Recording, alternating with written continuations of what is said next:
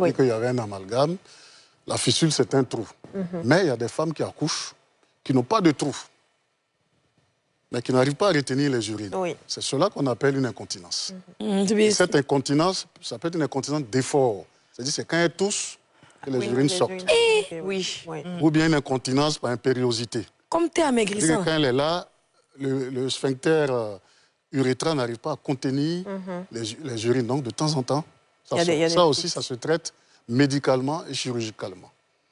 Maintenant, la fistule en tant que telle, ça dépend du degré de la fistule. Il y a des petites fistules, il y a des fistules moyennes, des fistules grandes, très larges, puis il y a des fistules très compliquées.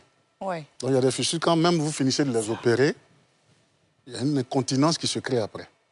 Parce que si le tissu vésical est déchiré, est très déchiré, qu'on le répare, on n'a pas pu avoir un bon tissu, on tire sur le méa urétral, ça peut entraîner une incontinence après. Comment ça se passe une chirurgie clairement d'une fistule? Que ce soit au niveau de l'anus et au niveau de la vessie. Comment ça se passe? Vous faites comment?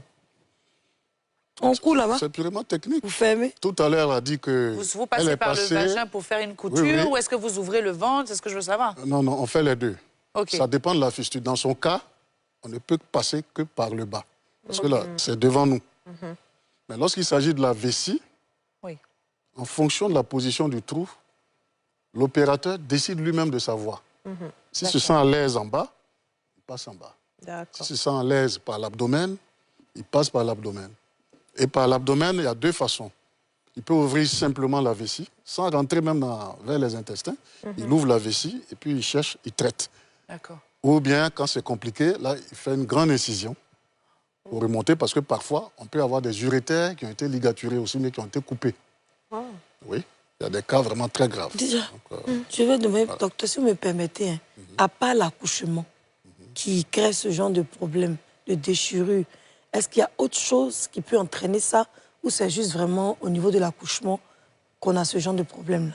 Est-ce qu'un rapport sexuel par assez définition, fort on a dit fistule obstétricale. Donc obstétricale, c'est tout ce qui est en rapport avec la grossesse. D'accord. Pas l'accouchement, forcément, la grossesse. D'accord. Mais, en général, on parle d'accouchement. Mais il y a aussi l'avortement.